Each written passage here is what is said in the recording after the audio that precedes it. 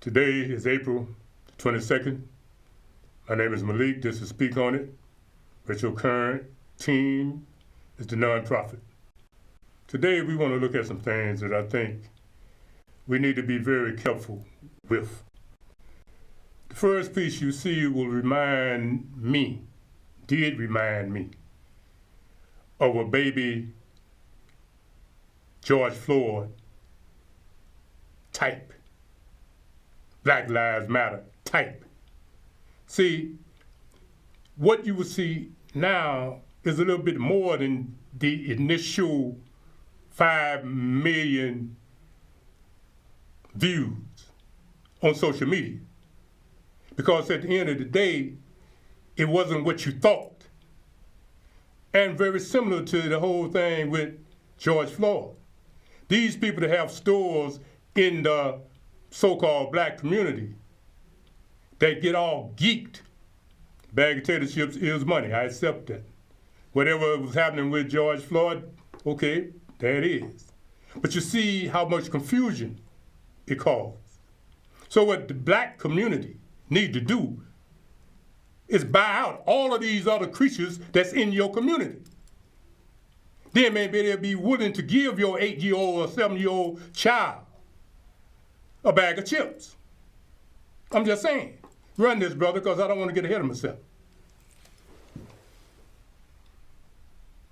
Syracuse, New York, facing criticism over the way they apprehended an 8-year-old accused of stealing a bag of chips. The department is defending their actions and releasing additional body cam footage of the incident. Here's NBC News correspondent Ron Allen with the latest. Hey, he like a baby to me. The video clip of Syracuse police taking an 8-year-old boy into custody went viral, shared more than 1 million times. The officers responding to a 911 call about juveniles stealing items from a local grocery store. The man recording with his phone, angry about what he's seeing. The boy's father outraged. You can't treat him like that because a bag of chips, like he killed somebody. He's not a criminal. In this video and in the next video, you'll see that the juvenile was not placed into handcuffs. And Today, Syracuse police tried to ease the tension, releasing some 15 minutes from what they said is more than 2 hours of police video. Where are you going? Didn't we just go through this? Didn't we just go through this? You were crying in the backseat of my car? Remember that? Get off your bike. Police say the officers knew the 8-year-old and the other boys there by name and had stopped them before for stealing and causing mischief in the neighborhood. Come on. Hey, stop. Police say that while the boy's screams as he's put in the vehicle are difficult to listen to, he's not handcuffed, arrested, nor struck. And police tell him they're taking him home. Nope, you're going home. Well, stop stealing. Later, the police video shows the officers arriving at the boy's home, meeting with the father and other boys from the neighborhood. So, what's happening again today is the three of them are riding around the city, going into stores and grabbing up stuff and running out. There's chips and drinks and whatever they want. Police say the officers spend up to 20 minutes talking with the father, his son, and his friends. Everybody knows you guys. You've been doing this enough that everybody knows you. So we know where to find you. We know where to bring you. Your dad's here trying to make a good life for you four. And you guys aren't showing him a whole lot of respect. You're not very appreciative as to what your father's doing. The officers saying they did the best they could in a difficult situation. The officers knew that child by name and face. Granted, not for the reasons we would like them to know them, but they knew them. They knew where he lived. They knew his parents. And when they took the child home, they took the time to engage with that father, with that child, with his siblings, and talk about what went on. Folks, this is community policing 101. People just observing or with the phone camera up, they don't know the background, and the police don't have the chance to give you lay out the entire story, and don't necessarily want to share certain points to just Joe public. And the assumption is, look at these cops, they seem to be a little heavy-handed, this poor little baby. Today's police professional has a more challenging job because he has to be able to identify and refer services along with watching his or her back, and increased accountability. Ron Allen joins me now. Ron, the police reacted to the outrage and the anger in the community by releasing all of that body camera, effectively giving that backstory and context. Did that do anything to address the concerns that are out there? I think, Stephanie, for some people, there's going to be outrage when you see a 8-year-old kid put into the back of a police car and you hear her screaming. Even the police acknowledge that this is gut-wrenching to watch. But they are urging the public to just take a step back and understand the broader context of what was happening here, that the officers knew these kids, that the kids were not arrested, that they were not put in handcuffs. But the bottom line is that, 5 million or more people saw that first video that was about a minute that the bystander took. And I don't think that many people are going to watch what the police did, the 15 minutes that they laid out in their press conference. And so opinions and attitudes are hard. There's a lot of mistrust in certain communities with the police, and that's going to endure past this. The police made the point of saying that they wish that there was another group that could respond to this, to social workers. It's the same thing with mental health calls. The police have said across the country that they wish that there were others, social service professionals who could respond to these kinds of calls.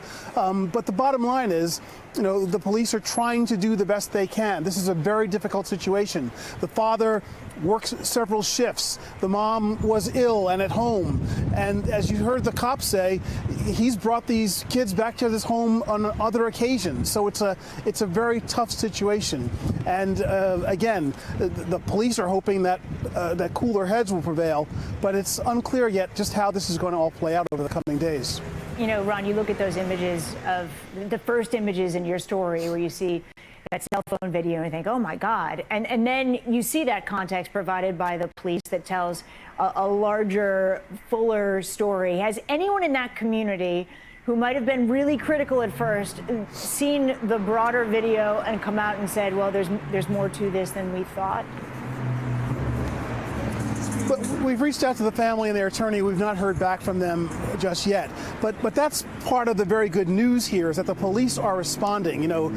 Think back a few years ago and the police would never release this kind of video. So some activists who we've talked to are saying that, this is a really positive thing. The police are being transparent. They're responding. They're being accountable. And the investigation continues. They're looking at exactly what the officers did. Were they perhaps heavy-handed in how they arrested the kid? Should they have perhaps just let the kids go and dealt with this in another way? So there are still questions being asked about this. But the bottom line, again, is, you have to look at this from the police point of view as well. What are they to do? They say they tried to de-escalate the situation. They talked to the kids. They took them home. They told them what was going on. They spent 20 minutes with the father and the kids out there on the street going through this. You heard the officer say something to the effect of, this is an immigrant family. Your father's trying to put together a good life for you, and you need to show some respect. As a parent, I think a lot of parents would say, thank you for doing that, So there's that part of this as well. But there are certainly situations where cops arrive, guns drawn, handcuffs out, yelling and screaming, and worse things happen. And that's what the cops in Syracuse are trying to say. This was a good outcome. It could have been a lot worse. And at the center of it all, an 8-year-old little boy who obviously needs some help and support. Ron, thank you very much. Now, we showed that because when you take time to see more, you might learn more. Now, it could have been something different, but it wasn't. A couple of things I want to bring to your attention. Number one, you silly people that like to use this word black universally. Now, first thing you wanted to say, a black child. When I first saw it, I looked at it and I said, oh, well, what you expect? It happens all the time. Then I came back and looked at it. Then I saw and heard his father. They look like blacks, but they are not Negroes. They look like you, descendants of slaves in America, but they are not like you from the experience you had by these slave creatures that turned you into property, they ain't the same. That's my point. That father don't call himself a black. He called himself whatever he is from the country that he's in, that he's from. Is it significant? You damn right it's significant.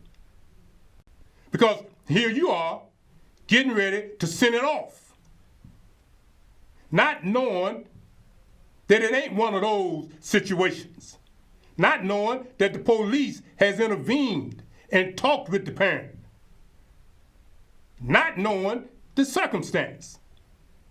But that's back to that whole idea when you want to say that it's all the same. It's not all the same.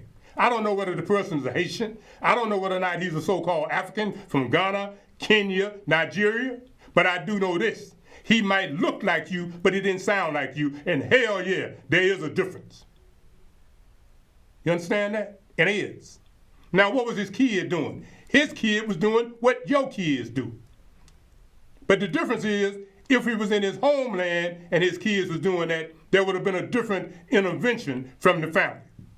But over here, he can't whoop the boy. He can't do nothing to discipline the boy because you will get in his business. So it's a hell of a situation. But some of y'all really need to pay attention to the send-off artists, these parasites that have gotten rich, creating the tension between the police and the community. You need to go back and deal with them. Because a lot of what's happening, those police officers, a lot of them do that all over the country. I see them in Chicago all the time. When they had caps, there was really caps, you saw it every day. But I'm reminding you, in this situation you got in Chicago now, they don't give a damn about caps unless there's a gun capping a black man. But real community alternative policing strategies, yeah, that's basically what those officers was doing. They knew the little boy. They saw the road he was on. But he's an 8-year-old. And he knew he wasn't supposed to be stealing.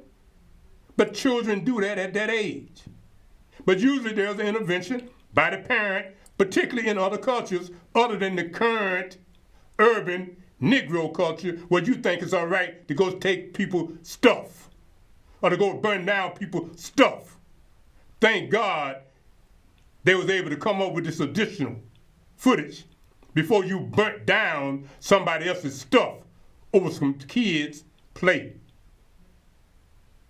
Understand?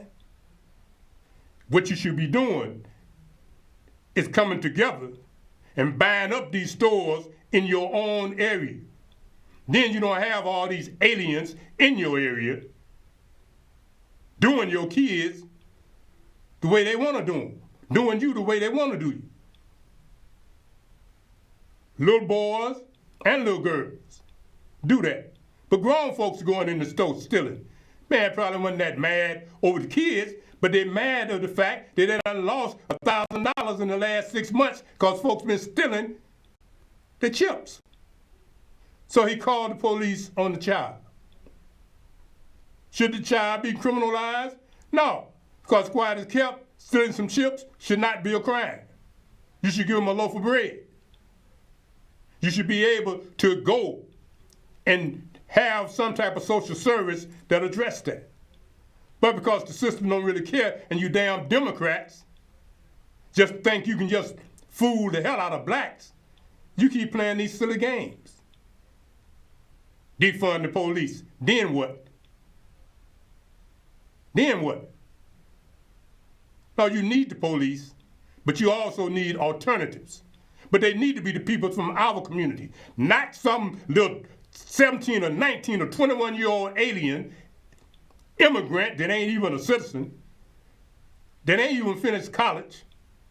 You bring them in, and you got professionals in the black community that might or might not be retired, but probably been kicked out of their job because you wanted to bring in you damn barracudan, parasitic Europeans that think you can tell us how to run our colony and become, well, you don't want us to become a community. You want us to stay in a colony. Yeah, I put all of that out there.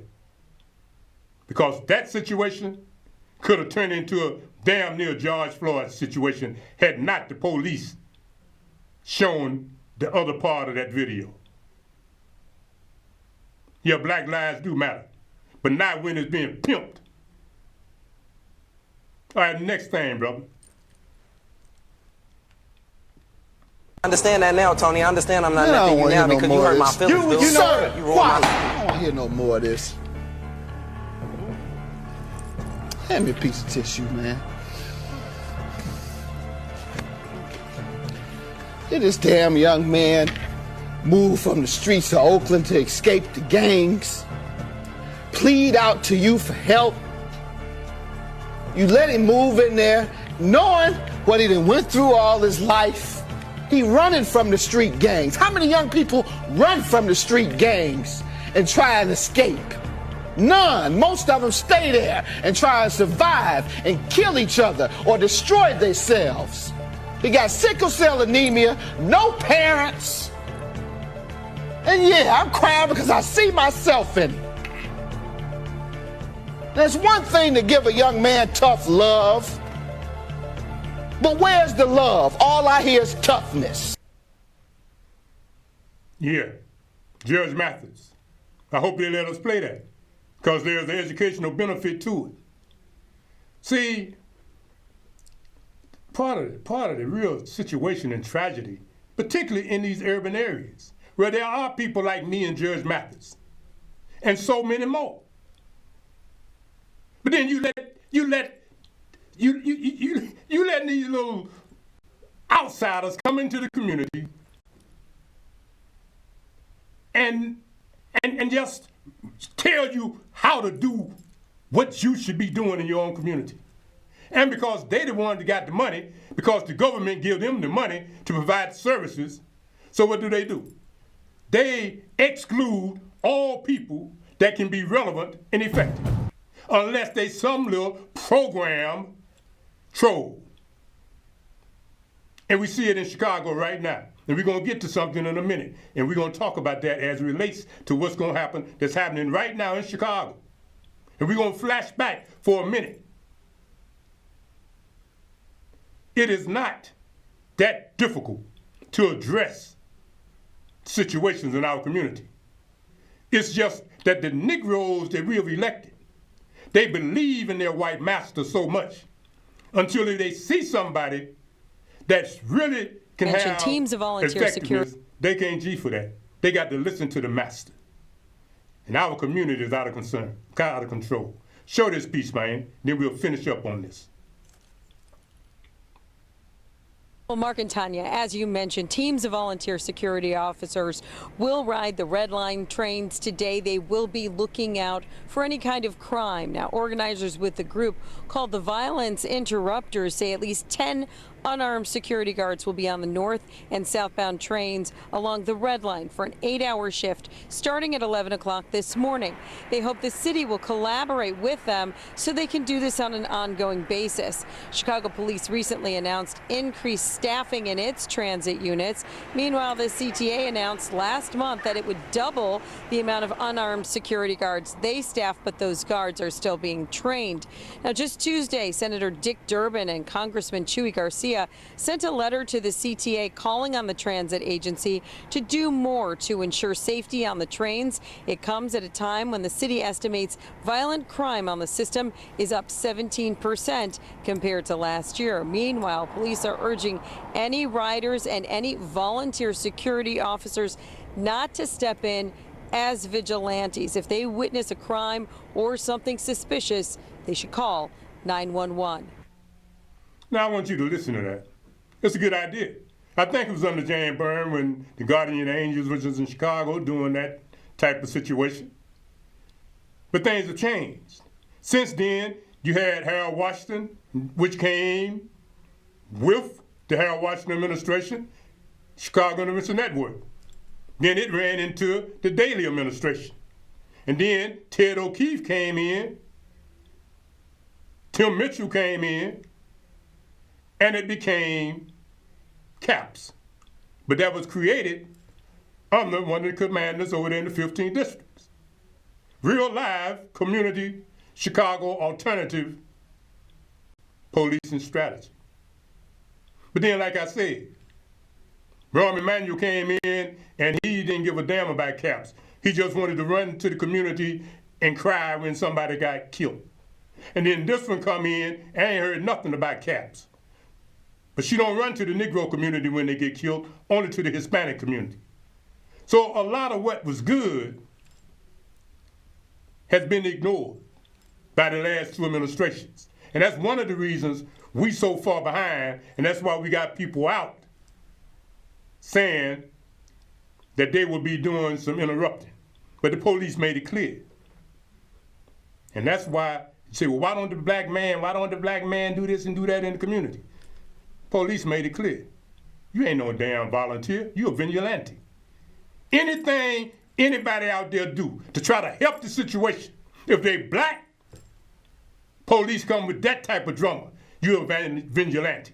So when the police come and those that got martial arts skills and certification are sitting there trying to interrupt and save a victim, the police ain't gonna worry about the criminal. He gonna let the criminal get away, and he gonna do what? Treat the interrupter as a damn criminal. That's what he gonna do. That's what he always do, and that's why you see the black man stand out of it on his block. You understand? But white folks call it neighborhood watch, community watch.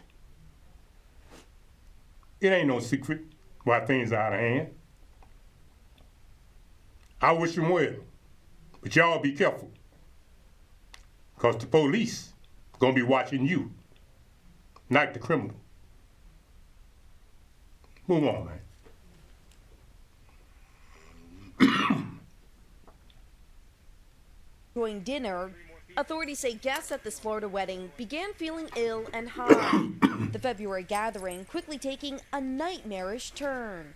I feel like there's some kind of drugs in me or something, and I don't know what's happening. Investigators say the food, including the lasagna, was laced with marijuana, and the guests didn't know it. We all have been affected somehow by what was put in the food. Bride and groom? The Seminole County Sheriff's Office confronted the newly married couple that night about their guests, many of whom became very ill and required medical attention. Your bride and groom? Yes, sir. Okay, a couple questions for you. Yes, sir. Apparently, supposedly, your food had cannabis inside of it when your guests eat it. Did you guys authorize that? I have no idea. Investigators tested the food and found THC, now blaming the bride and caterer for the weed-laced wedding. Dania Svoboda and Jocelyn Bryan were charged with culpable negligence, delivery of marijuana, and violating Florida's Anti-Tampering Act. I think people just want an explanation. Miranda Cady among the frustrated attendees. You have to respect other people's free will and boundaries and option to have a choice in something like that. The fiasco in Florida comes as more states are legalizing weed. Grown in the garden.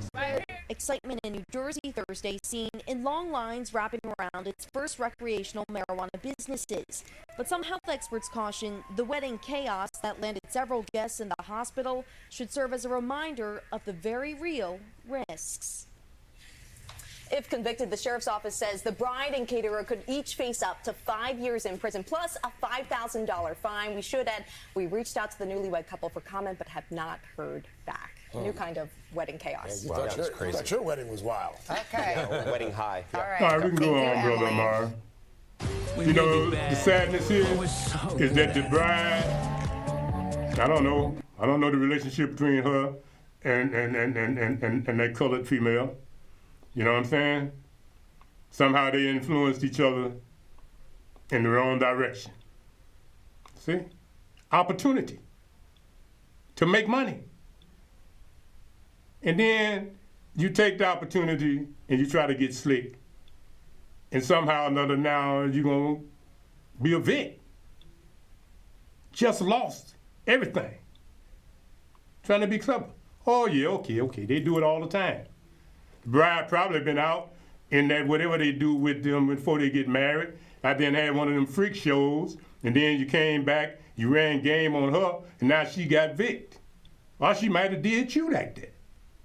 President of Honduras has been accused. But the bottom line is, the reason I showed it is because the fact that, you know, some things are serious. Down in Florida, they banning books that might say anything about a Negro.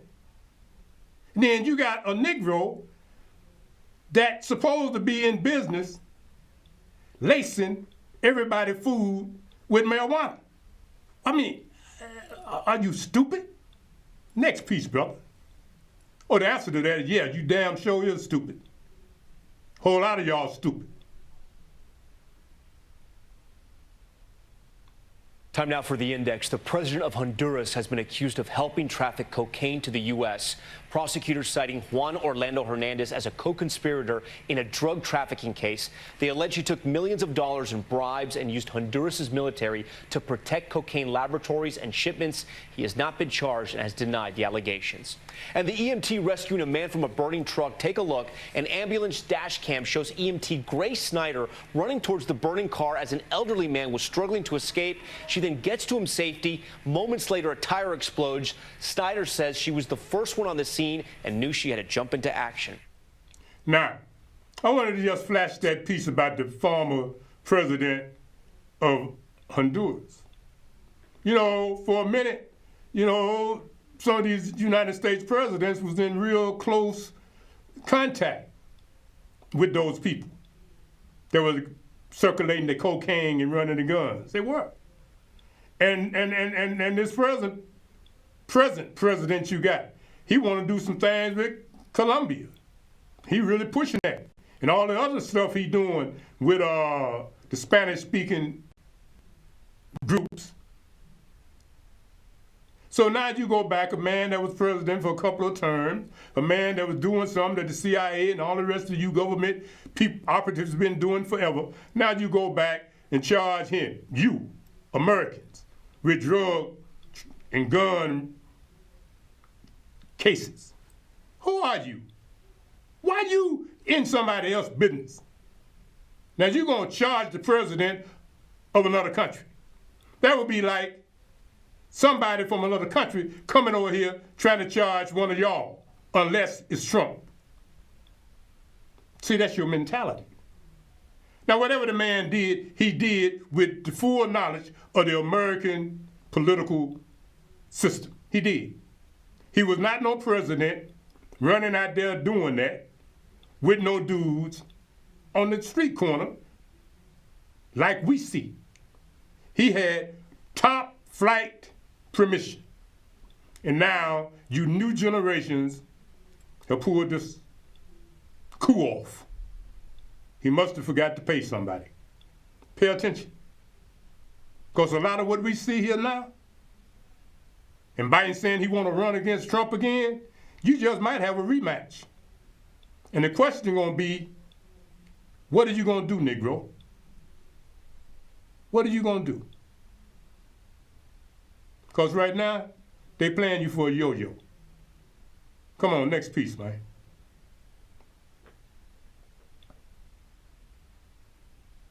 Was stabbed nearly 60 times. Her body found stuffed into a duffel bag over the weekend. This case blew up in New York.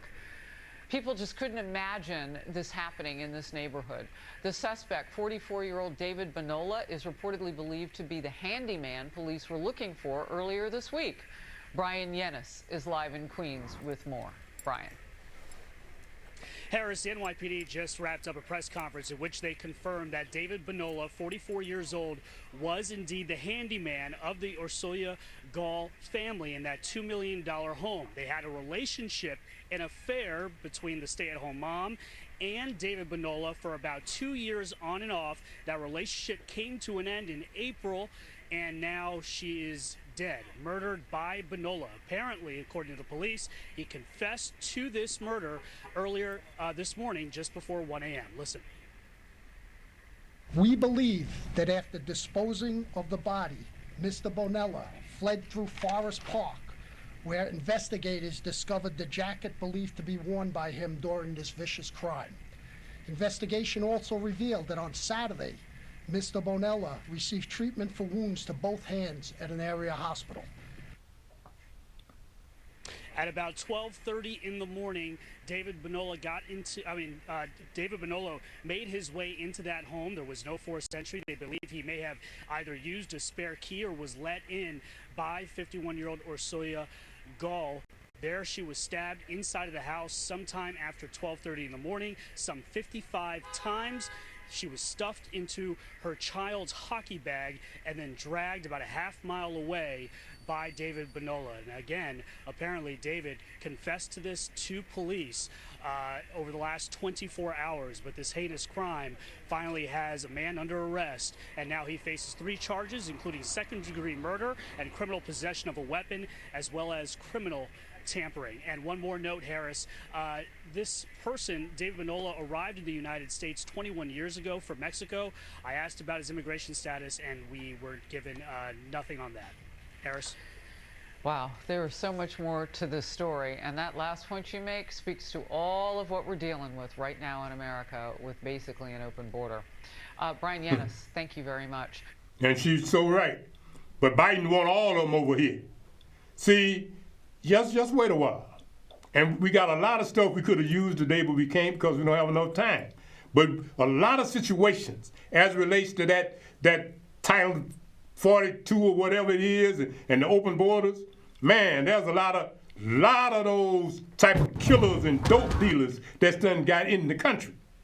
That's here. And you ain't start talking about the Ukrainians yet and the Afghans. But Trump really favored those Spanish speakers. Now this dude been here 21 years. Is he a citizen? Who knows? By TMZ, but what we do know Mike Tyson is that Hennemo girl video been kicking it, according to some stuff I was reading, for a couple of years. See what I'm saying? But they kill different than us. They kill close up. In the Negro community, it's basically shootings because Negroes, man, they don't even want to kill a chicken to eat.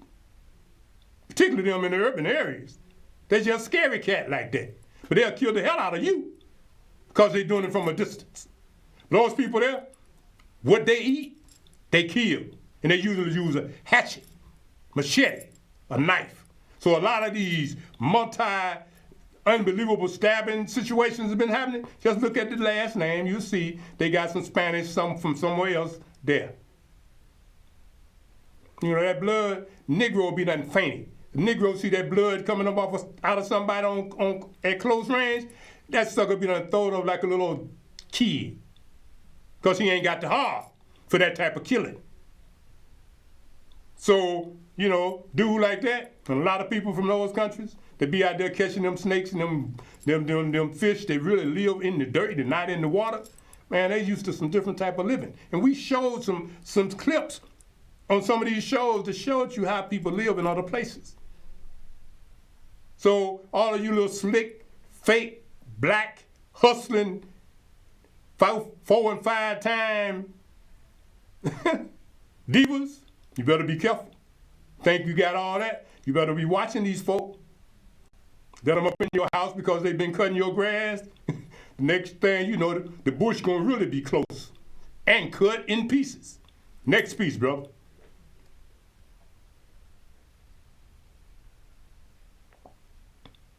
By TMZ, Mike Tyson can be seen repeatedly punching a passenger seated behind him. According to Tyson's publicist, the passenger was harassing Tyson and threw a water bottle at him while he was seated. The man can be seen moments later with a bloody forehead. Mike Tyson might be facing assault and or battery charges, probably a fine, probably probation, and certainly no more than a year in jail. In a statement, San Francisco police confirmed the passenger was treated on scene for non-life-threatening injuries and added that subject provided minimal details of the incident and refused to cooperate further with the police investigation.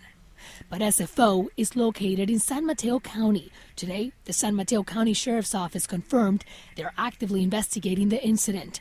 UC Hastings criminal law professor Hadar Aviram explains what this could look like. In an offense like this, when the outcome of the battery is not that serious and when the victim can clearly be seen on the camera continuously annoying him for a prolonged period of time, the judge might be taking this into account. On the other hand, the fact that in the last few years there's been a rise in airplane crimes, that might be an indication for the judge, especially in a high-profile case, that it's time to warn people or deter people about the consequences of being violent on planes. Hours earlier, Mike Tyson was celebrating 420 at Golden Gate Park. promoting products for his cannabis company. Magic, the owner of Pure Blanco brand, said Tyson was taking photos with fans. He was one of them. When I met Mike yesterday, he's in good spirits, great energy, be the spiritual energy coming from him. He embraced everybody, all his fans. Magic recorded a video on his way to Now, Florida. whatever that dude was saying, I ain't gonna get in it, but I don't know what he was doing with his hands, but I do. Mike Tyson, you need to slow down. You need to pay attention, Mike. You got these people around you, man, flashing and carrying on. We know you got your dope business, and you grown, you're a millionaire, you all of that, but you know how they coming. This little drunk gnat could end up getting millions of your dollars. Come on, Mike. You know better, man. And then to have somebody at your age standing there throwing down some things like that. Come on, Mike, what's up? You know. So when the police look at all that, they might have been gonna give you a break. Now they're gonna figure you doing some other type of business out there. We know you're selling the dope. When I say dope, I'm talking about marijuana, because it is dope. You see what it did down there in Florida. Almost killed all them folks at that wedding, the weed wedding. Pay attention, Negroes. Pay attention. Mike Tyson, he's had his challenges. But man, you got too much to lose. On some trash like that? Please. Next piece, brother. Or their academic work. The news came in a letter, and it came as a shock at the end of the last school year when the Robinsons realized their children were no longer students at the prestigious University School of Milwaukee. They say it started with giving the school feedback on teaching practices they believed were troubling, especially in the virtual learning environment of last year. You hear what's going on in the classroom because you're walking by and things happen. The first thing we noticed was a repeated use of racial and ethnic stereotypes in actual classroom assignments. The result of us bringing these issues up was our 11 and 9-year-old were summarily dismissed from the University School of Milwaukee, and we feel like they were retaliated against because we brought up some issues that were sensitive to administration. I don't know that we need to get into the details of the actual bias. It's the way that they dealt with it and the fact that they didn't want to confront the actual issue and instead retaliated against us and our children. So they filed a lawsuit alleging the school acted impermissibly to silence and to retaliate against those adversely affected by and raising concerns about the school's unfair treatment of students of color and underrepresented students. The Robinsons won a trial by jury and to be compensated for damages. The school, however, wrote in its letter to the Robinsons last June, this came down to how they allegedly dealt with school teachers and administrators. You neither demonstrated respect for their expertise and professionalism, nor consistently related with them in a respectful, trustworthy, fair, or kind manner, part of the letter read. You repeatedly engaged in disrespectful and demanding communications with and about our teachers and administrators. No mention of any children's behavior who were described in that letter as, quote, students who embody the portrait of a graduate. How did they react when all of a sudden they wake up and, hey, now you don't go to your school anymore? Our kids have really suffered the brunt of this, and they've heard people talking about how they must have done something terribly wrong, which couldn't be further from the truth. Our son had come home recently from his new school, and he talked about an issue of racism that he had faced, and it happened to him more than once. But he didn't tell us until the third time. Because he said he was afraid of getting in trouble. For the Robinsons, this lawsuit is a means of accountability. But after its filing, the school released a statement, reading in part, "We can tell you that USM's enrollment decisions had nothing to do with complaints of inequity or discrimination, and we intend to vigorously defend the school against any claim to the contrary. We cannot and will not tolerate persistently disrespectful, bullying, or harassing behavior directed at our devoted and hardworking teachers and administrators." It's a dynamic the Robinsons deny. Omar, let me just say, The tone with which we were given ideas were just like we're talking to you. Their statement is as astonishing as it is revealing. We were caught off guard, and there was nothing that indicated that what we were doing and the manner in which we were communicating was unusual. Now, part of why they told me they wanted to take this step and actually sue is because they say they had heard from others who shared similar experiences. And so the Robinsons didn't want to just leave and kick this under the rug. Online, there's already a call to action circulating, pushing for the school leadership to change its practices and reverse what is being described as a culture of insensitivity. Over 100 alums, parents, and even students are listed as having signed on. Well, I figured you needed to see that, because a lot of times you don't pay attention. Just because your sister is a former first lady, just because you thought you was all that, just because it appears that your wife, is a Caucasian, and your children are, Negroes, whether you like it or not, forgot you was in Milwaukee. Do you think them white folks really care about all of that? Their tone. And they well looking. You just another what? Black? They might give you that. Negro? Quiet as kept. For a lot of them, you ain't even that. But I ain't gonna lie to you. I don't know. I mean, we really, and I'm talking about we, I'm talking about me, Negroes. We really gotta start paying attention. Ain't nobody falling for that okey doke po me no more. They ain't. You need to look at it and figure out how you gonna deal with it. Because so-called racism has always been here. It's gonna be here. Prejudice, bias, discrimination, all of these words you put to the side and the new stuff you coming up with, they ain't gonna stop nothing. The only way you're gonna get through this is the way the Negro got through it. And more of them got through it than got hung. They did. And that's why I pushed the word. Because that word is what allowed you to get here. And now you here and you wanna sue. And I think you should. Because in some places, they are feeding black children in those type of schools out of the garbage cans. They are in 2021 and 22. In some places. Yeah, they pre-Jim Crow with us. But for those of you who all forgot that you are a descendant of slaves, that you are a Negro, and in the eyes of a whole lot of new generation white folk, they just like their ancestors. They just new generation. But what you did is you forgot your place. And when you forget your place, Negro, there ain't no road for you no more. Let me say it again. I ain't got no place. You's a lie, you do have a place. And you better figure that out.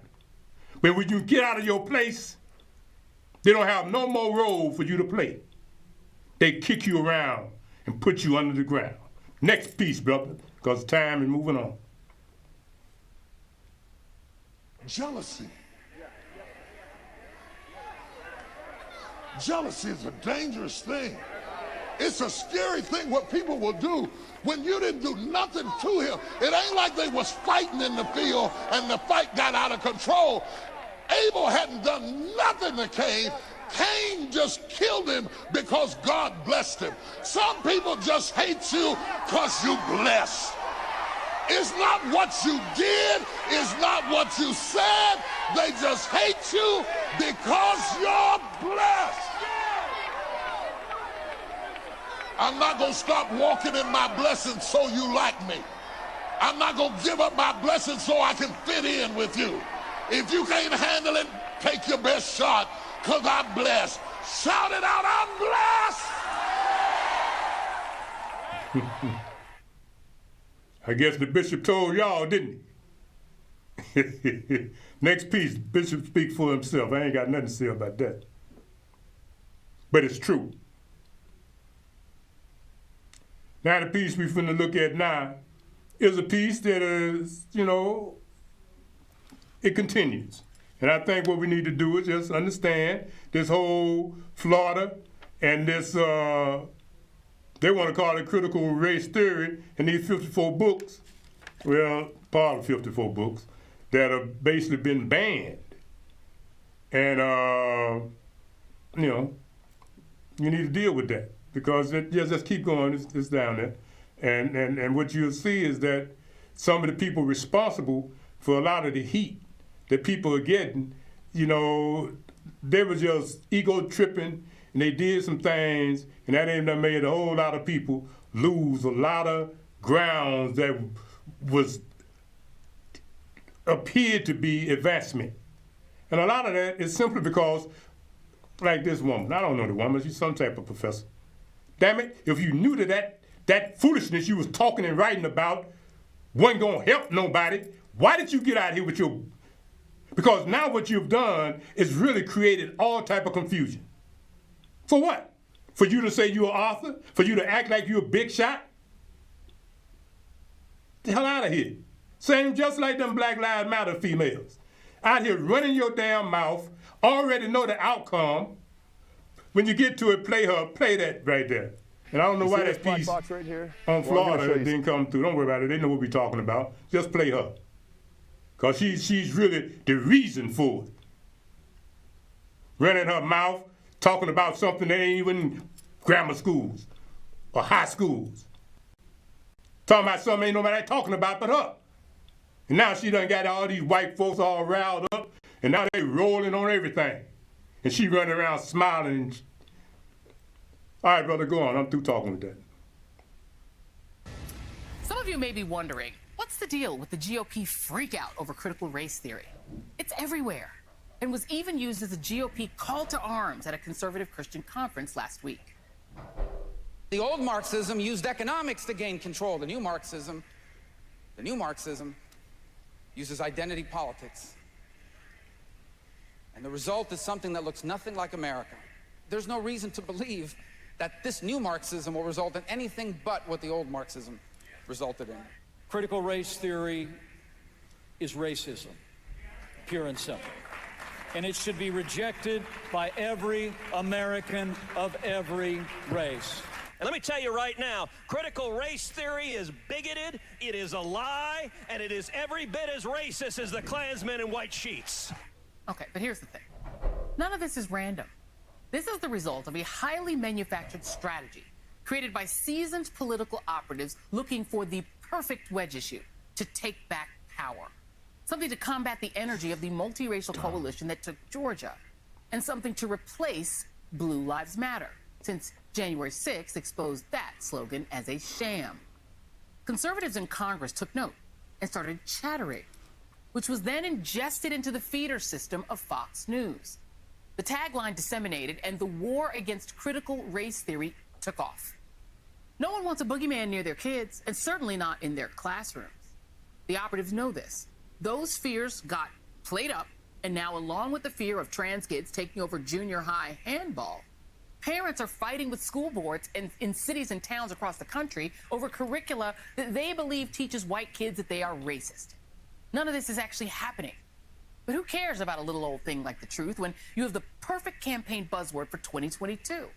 It even has the magic word in it, race.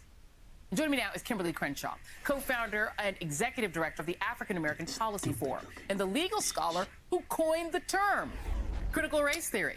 So it is your fault, madame. I tripped over the curb this morning and I went, critical race theory? Damn you! You tripped me on the car. It did it. It does everything bad. I mean, and the cicadas, y'all really need to stop with the cicadas critical race theory. That was not nice. We can throw everything in the bag. Everything in the bag. So I just wrote down a few of the notes of what people are calling critical race theory: Marxism, racism, bigoted. Let's start with the Marxism. That's their favorite one. They're using that every single time. And I hate to ask dumb questions, so please don't think that I'm dumb. Is critical race theory Marxism? Look, you know what? Here's the thing, Joy. Critical race theory is not so much a thing, it's a way of looking at a thing. It's a way of looking at race. It's a way of looking at why, after so many decades, centuries actually, since the emancipation, we have patterns of inequality that are enduring, they are stubborn. And the point of critical race theory originally was to think and talk about how law contributed to the subordinate status of African Americans, of indigenous people, and of an entire group of people who were coming to our shores from Asia. And the point was, quite frankly, to understand the problem in order to intervene in it, to understand why the greatest hopes for our republic were not being realized, even though these hopes were encoded in law. So critical race theory just inherits the beliefs and the hopes of Frederick Douglass, of Martin Luther King, who basically want the law to do for the freed people what the law did for enslavers. And we picked that up in the 70s and 80s after the civil rights movement to say, okay, so now we've had this big civil rights movement. We have all these laws in the books, but things really aren't looking as different as they should if we are really the society that we say we are. So we put about the task of understanding how law wasn't just the neutral referee. Law wasn't always on our side. In fact, law was less on our side than for on our side. And we wanted to tell these stories in order to do better with the promises that are embedded in the Constitution. That's what's in critical race theory. So is critical race theory, is there a K through 12 curriculum that right now is being taught? I'm sorry, I know it's a dumb question, but is there a K through 12 curriculum on critical race theory that's being taught in schools around this country? If you struggle to lose weight, you must see this. Well, I don't know, look like they ran into a commercial or something. Well, look, Joy, if it was news to most Americans that critical race theory was in K through 12, it was news to me too. I'm one of the co-authors of one of the few books on critical race theory. I think I would know if we were being taught in K through 12. I mean, basically, critical race theory, classic critical race theory, is a law school course, and it's really, not taught as widely as I would hope it would. Yeah. But here's the deal. This is not about whether anything called critical race theory is in K through 12. What they're calling critical race theory doesn't exist anyway. It is a backlash effort to reverse the racial reckoning unlike any we've seen in our lifetime. And as you pointed out at the beginning, they can't say, we're for racism. They can't say Derek Chauvin should have killed George Floyd with his hand in his pocket, looking like he was completely without a care in the world. They couldn't say that.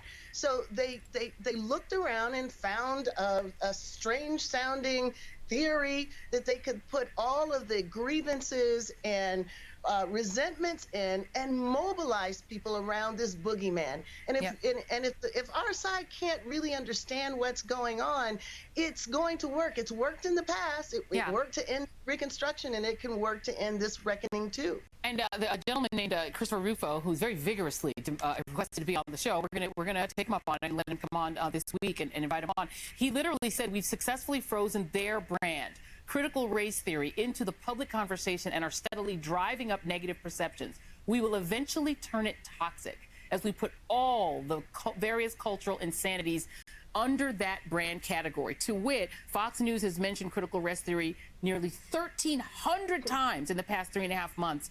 And we've now discovered that a lot of these parents that are showing up at school boards, inveighing against their children being taught that they're, racist, turns out they are actually Republican activists, not just regular old parents. Big surprise there, right? Yeah, it is not surprising at all. So I guess my last question to you would be, what do you worry is sort of the purpose of what they're trying to do? Because this is political. It is about getting out the white voters in 2022. Is there a bigger risk to naming critical race theory as some sort of Marxist plot? Well, of course. I mean, the biggest risk is that this tried and true framing of anti-racism as racist against white people is going to win again. It won at the end of the Civil War when civil rights were framed as reverse discrimination against white people. It won after Brown versus Board of Education when integration was framed as damaging white children. And it could win now if people don't wake up and have a sense of what's at stake. So yeah, you're going to hear all these stories, cherry-pick stories. Turns out a lot of them were not verifiable that the other side is putting out there.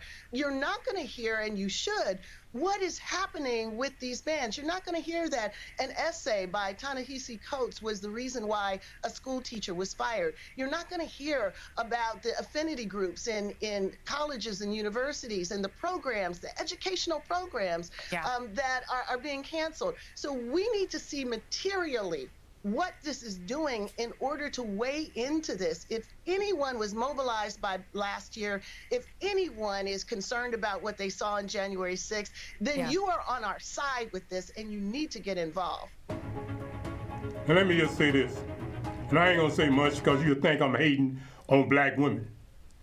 Don't be calling it the damn boogeyman, call it what it is, the boogie woman. Everything she just said she already knew before she started. And then when you look at it, I mean, come on, lady. Come on. You already knew the outcome of your narrative and your story. You did. So who are you thinking going to receive it the way you want them to receive it? No, that was not the case. You stirred up some SHIT and you wanted to think the white folks couldn't smell. But had you been strategic, you would have known that it was going to give them another opportunity to unravel some other things because of their nature.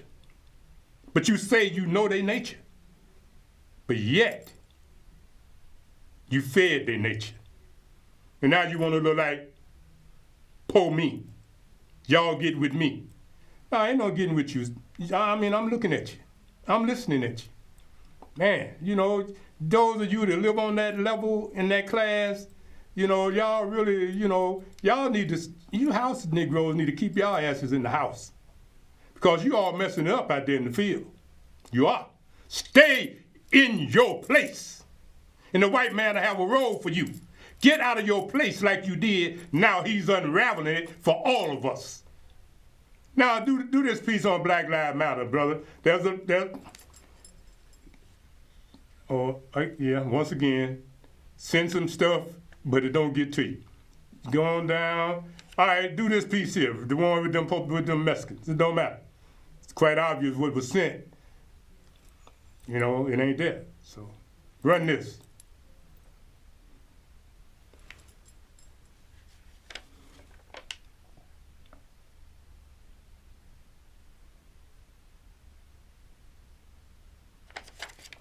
While this is getting ready, one of the things we're going to look at is how, you know, the whole thing is, you know, you've been misdirected. Now we're going to listen to some Hispanics down there in Texas. It is gaining steam as President Biden's approval rating and, is now at 26% among that demographic. Fox and Friends Weekend goes. Rachel Campos Duffy traveled down to the Lone Star State to hear what Hispanic voters had to say about their top issues. And look at this. RCD joins us live in studio. Great to have you, friend.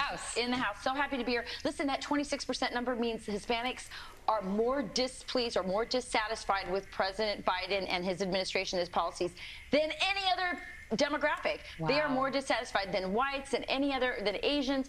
They are unhappy. They're working class. I sat down and spoke with a very diverse group in Texas. You'd think it would just be Mexican Americans, but no, we were able to get together Central Americans, Mexican Americans, Venezuelans, people married to Cuban Americans. So a really diverse group to get a good handle on where the Hispanic people are as we approach this midterm. And they are the swing vote. They call themselves the sleeping giant. Oh, wow. All right, let's listen to it. Watch. We're in Plano, Texas, trying to get a feel, the temperature of the Hispanic vote. So first of all, how many of you know Hispanic families that are hurting right now because of inflation? I would say that inflation is real time. We see it, we feel it, and it's something that's going to draw a lot of Latinos to the voting booth. Hispanics care about being able to work, being able to provide for their family. Government overreach just destroys that idea. We won't be able to reach that American dream that I moved here for at 19. Tina, you've been a private school, public school, and homeschool teacher. What concerns you about America's education system? Just the move in the direction in what we are teaching children. We have to get back to being focused on actual education items. Are you worried about CRT and gender ideology in the schools? Absolutely. The president, Secretary Mayorkas, Kamala Harris, they say that the border is not open. Is the border open? Yeah. People are flooding our border. That puts a bunch of individuals at the risk of being at the hands of the cartel. Oh my gosh, the kids. It's not parents sending their kids over here to give them a better life. It's kids being kidnapped and being used by the cartel to get over here. They are the worst type of people. Is the government complicit in the exploitation of children across this border? I think it's horrible. I think Trump was trying to get a hold on the situation. Do we need a wall? I think we do need a wall. Anybody else? Who else? Absolutely. Does anyone have a theory as to why Joe Biden reversed Trump's border policies, which most Texans say was working? Needs more Democrats to vote for him. You think this is a long-term demographic play? Exactly. That's the only thing they have now because they're losing America left and right. Tina, should the president and Kamala Harris come to the border? I'm not sure that would make a difference. One thing that I think would make a difference is support and growing support for the Bipartisan Border Solution Act. It's time for Congress to stop kicking the can down the road. Is illegal immigration cheapening citizenship? Yes, ma'am. It's not fair for folks like my family, folks that I know that are doing things the right way, and then willy-nilly let someone else come in and not do things the right way. It's unfair for all parties involved. Biden's message is, come on over, we'll help you, you'll get something, we're here for you. They're gonna need the government to survive. So the end result of that is socialism. Yeah. We don't want socialism. How many of you think that crime is going to be a top issue in this election for Hispanics? When you look at how the Democrat Party have been so soft on crime, and you have Democrat members of Congress who are constantly bashing law enforcement and want to completely get rid of ICE, when they don't understand that the majority, if not most, of Border Patrol agents are Hispanic, and most Hispanic families have someone in their nuclear family that is in the law enforcement career. Carolina, if you were advising the Republican Party, what would you tell them to do to get the Hispanic vote? Go in Hispanic communities and educate, do meet and greets, get the word out. We have the same values. Latino values is Republican values. We agree on everything. It's just getting that same value to the ballot box and getting them to vote according to their values. Deep down in the core, every Hispanic in Texas are conservative. Is the Hispanic vote the sleeper vote in this next election? The Hispanic Latino community is the sleeping giant in the room. I think that we need to understand the Latino vote is not something that we're going to stop talking about after midterms or even after 2024 because the Latino vote is so diverse. I mean, just even on this panel. So we can keep that conversation open and the Republican Party having a bienvenido message, a welcoming message to the Hispanic community, not just the Mexican community, the Venezuelan, but understanding that the conversation is wide and broad and there's many seats at the table for this conversation. Wow, and as I was watching that piece, I was just reflecting on the time that AOC said that Texas is going to flip blue. Doesn't look like that's the case. No, not at all. Turns out if you open your border, you invite the cartels and all their problems into those southern border states, into Texas. You defund police, you ruin schools, you do indoctrination about transgender, and you really undermine everything that they value culturally. Turns out they don't really want to vote for you. Yeah. Well, also, a bunch of white liberals decided to rename them. I mean, think of the gall to say, you're now Latinx. Yeah. That's ridiculous. Yeah, and no one calls themselves Latinx in the Hispanic community. Only white liberals call people Latinx. We actually believe in our feminine and masculine. Go figure. You know, I love what that one woman said. She was wearing the pink dress, sitting in the top left corner. Carolina. Yeah, and she was saying, you know, the Biden administration's message all along has been, come here, we want to welcome you in and then help you. And these people do need help. So those are government programs, and then it turns into something that looks very similar to socialism. And she would know because she is Venezuelan. See? And they're very, very worried about that. So she's a Venezuelan married to a Cuban. So they are very worried about socialism. That household does not like socialism. No, they don't like it. They know what it looks like. But Hispanics in general don't. They are very self-reliant. They want to work. They're the hardest working, and they are the greatest demographic for small businesses and entrepreneurship. So they're not happy with this administration. It's a golden opportunity for conservatives and for the Republican Party if they if they move in there. Well, you did such a great job with this Thank piece. you. You asked all the right questions, and you found a great group of very diverse Hispanics with a lot of really good opinions. Now, you know, what's important on that is a lot.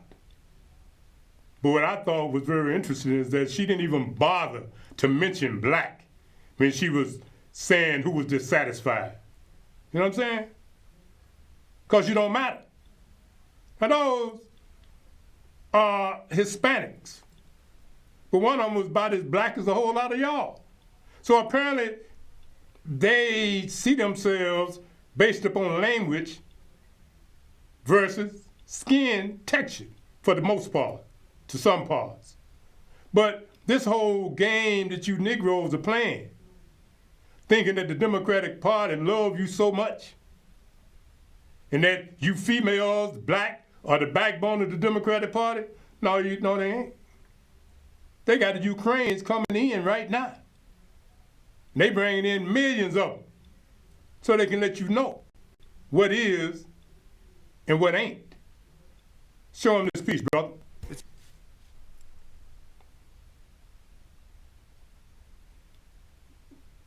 Now, you know, I'm hoping this is the same piece I had seen, but now we see the commercial, so we'll wait and see what the commercial does. But the bottom line is, a lot of what is happening, all right, bypass that, because ain't nobody got time to read that. What happens is this: Biden, Illinois, Chicago, all of them are gearing up because Biden has given the trumpet call, unite for Ukrainians. So now they getting ready to push heavy and fast to give them all type of benefits. So there's another piece, if you can find it up there, where the Supreme Court said that Puerto Ricans, which is an annexation of a country to the United States, which makes it seem like ought to be a state. But Biden them saying, the Supreme Court says that a Puerto Rican, no, you ain't entitled to certain benefits over here. Hi, Scott. Like disability. So far, this seems They're to saying be more that of a an Puerto Rican aspirational is goal not as valuable opposed as to other Hispanics. Let's just deal with this. Now what? The piece about Puerto Ricans, brother. Number on the thing is number 14. Supreme Court rules Puerto Ricans have no constitutional right to some federal benefits. And that's a hell of a thing. Imagine yourself being a Puerto Rican and the Supreme Court done said that you have no rights. You have no rights to certain benefits, and now you're bringing in these Ukrainians, you're bringing in Afghans, you letting the borders just run wild, and Puerto Rico sitting there, thought they were citizens, and now you tell them they ain't got no benefits. So, until next week, Alafia, peace, and good health.